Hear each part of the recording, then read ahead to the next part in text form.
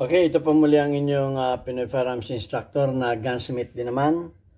At palagi kong sinasabi do sa mga bago pa sa aking YouTube channel na huwag ninyo ako hanapin sa Pilipinas. May nagtatanong na naman, ay hindi po ako makakapagbigay ng serbisyo dyan sapagkat ako'y nandito sa Kuwait sa Meyadin Shooting Range bilang isang nagtatrabaho ko dito bilang isang firearms instructor, gunsmith at consultant. Wala po akong shop dyan. At wala din po tayo mga pinagbibili.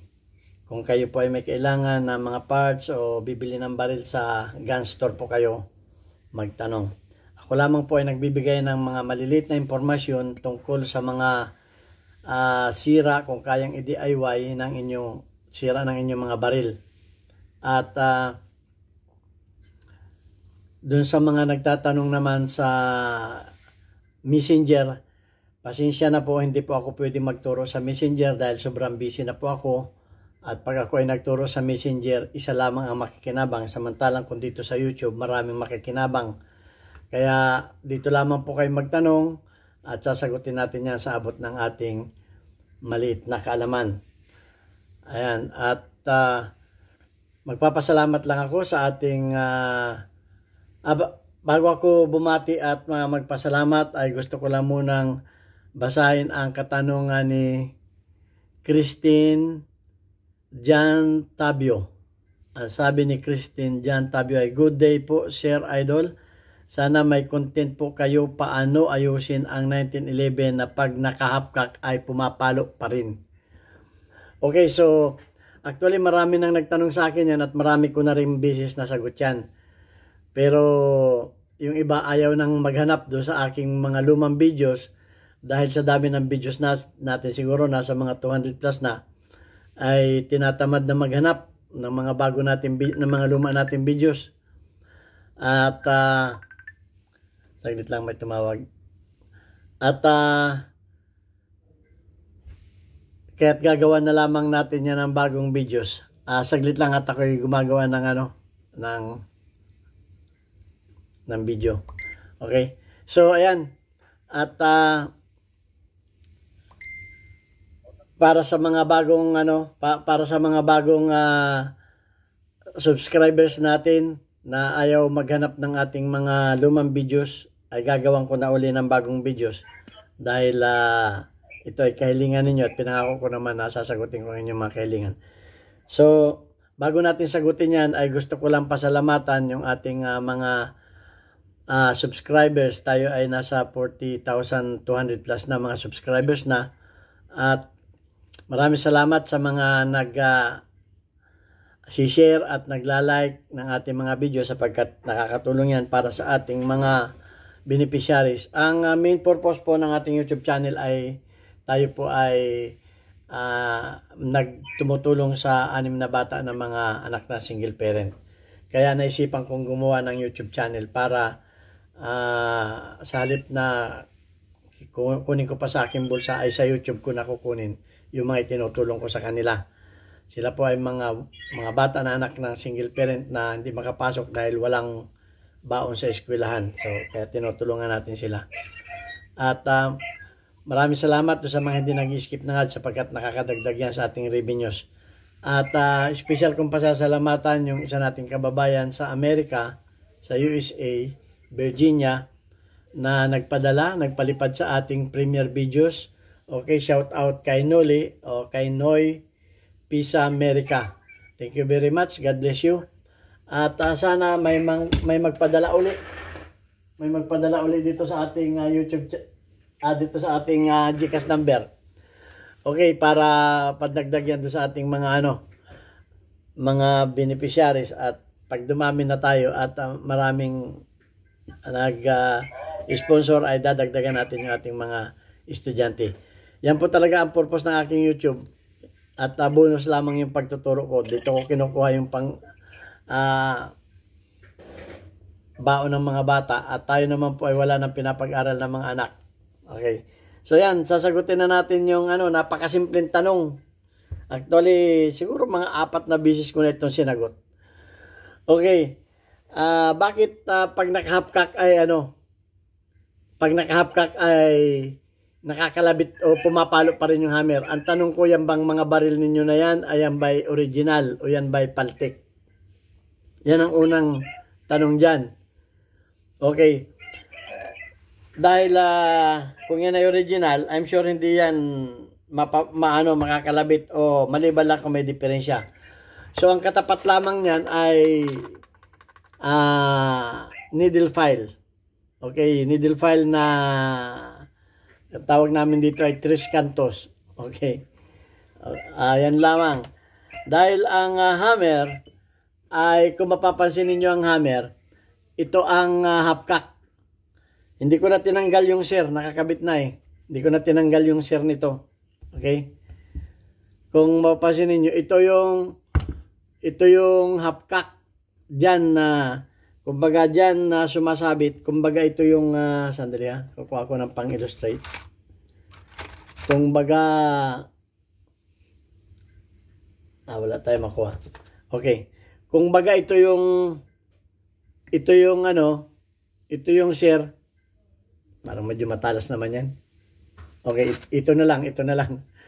Kung baga ito yung sir, dito sumasabit yung half-cock. Yung full cock naman ay dito.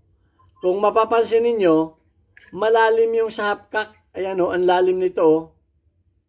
Ayan o, ang lalim nito. Ibig sabihin, malalim ang kagat ng kanyang sir dito. Hindi mo kaya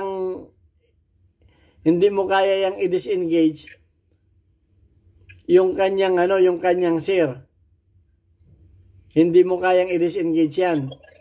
Okay?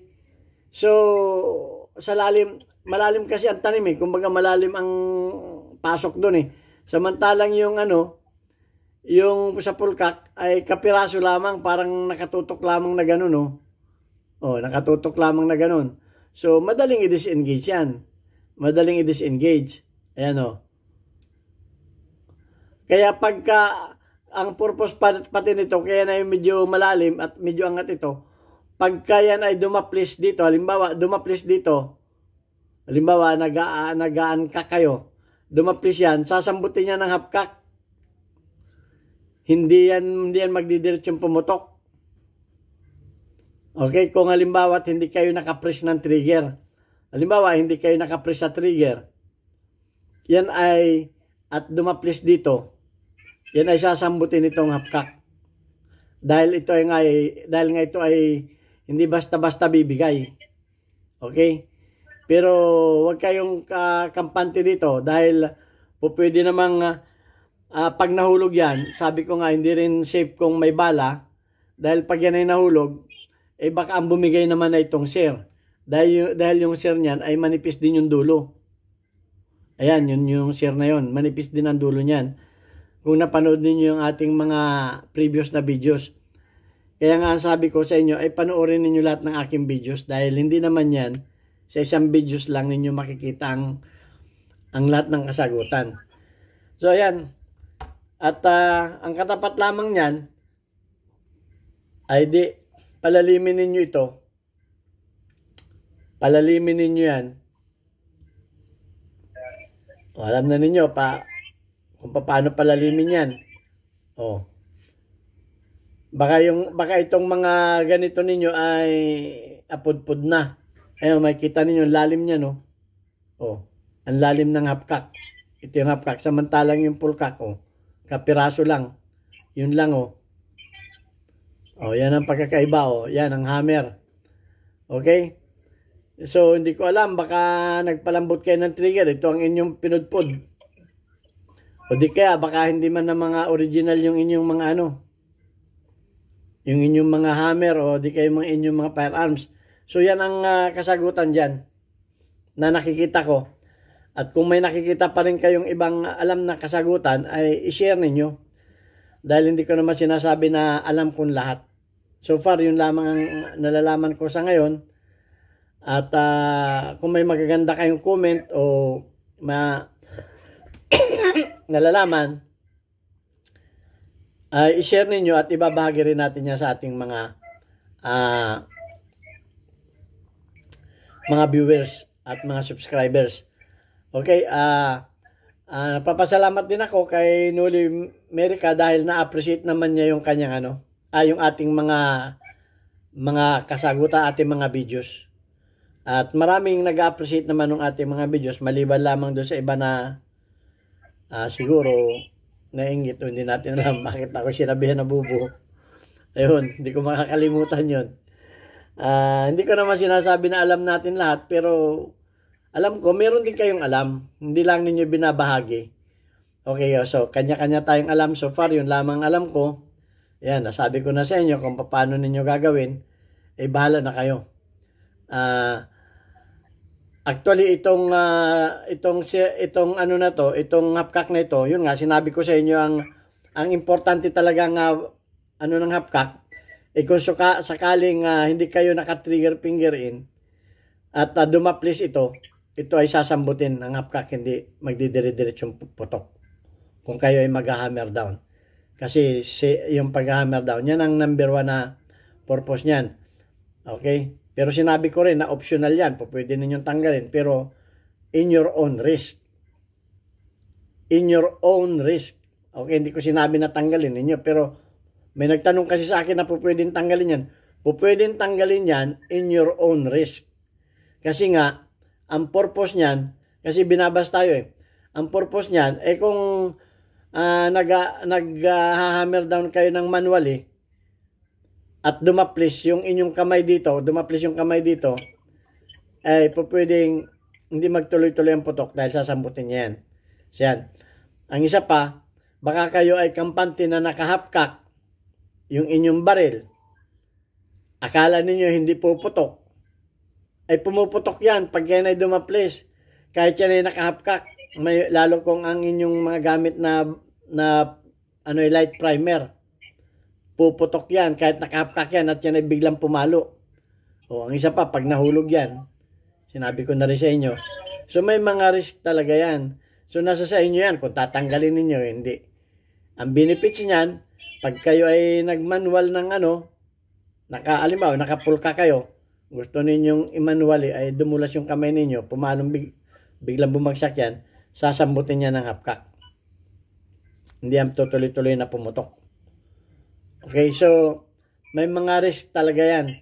At ang number 1 dyan, tingnan ninyo yung inyong mga 1911, tingnan ninyo, walang bala ha. Ihapkak ninyo at kalabitin nyo kung pumapalo yung hammer. Pag pumapalo yung hammer, ito, laliman ninyo yan, laliman ninyo. Ito, laliman ninyo yan. Sinabi ko na sa inyo. Pwedeng lagarian ninyo yan dyan. Pwede yan, lagari na yan. Yan ganyan, palaliman ninyo yan dyan. Okay? So, importante yun, mas malalim yun, mas maganda. Hindi naman yun kinakalabit talaga pagka Yun lamang ay isa rin features ng safety ng 1911. So yan, yun lamang ang kasagutan dyan. Wala na akong alam na ibang paraan dyan, kundi yun lang. Kung may alam kayo, i-share ninyo at i-comment ninyo para mapakinabangan ng ating mga viewers. So, titingnan lang natin yung ating mga titingnan lang natin yung ating mga bagong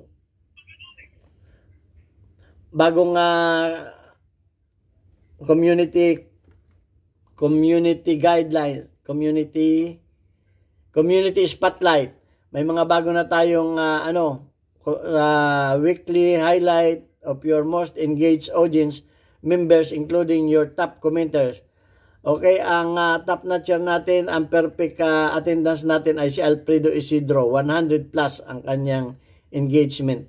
Si Jocelyn Alimar ay 20 ang kanyang engagement. Si Alfredo Mondehar ay 35 ang engagement. Si Trish Sheldon ay bago pa lang 3 ang kanyang engagement. At nagbabalik ang ating lady mechanic, si Chinchin Gutierrez, 100 ang kanyang engagement. Perfect attendance. Okay, ayan. At mag-comment lang kayo. Panoorin lahat ng ating mga videos para lagi kayong napapasama sa ating community guidelines. At yan lamang talaga ang aking isa-shout out. Dahil yan ang random na nilalagay ng YouTube. Okay, shout out kay Alfredo Isidro or Dosipay ng Las Piñas. Kay Jocelyn, shout out kay Jocelyn Jocelyn Amarili. Shout out kay Alfredo Molihar. Shout out kay Trish Silden. At shout out sa ating mechanic girl na si Chinchin Gutierrez. Okay, thank you very much. God bless us all. Hanggang sa muli natin video. Sana kinapulutan ninyo ito ng kaunting kalaman.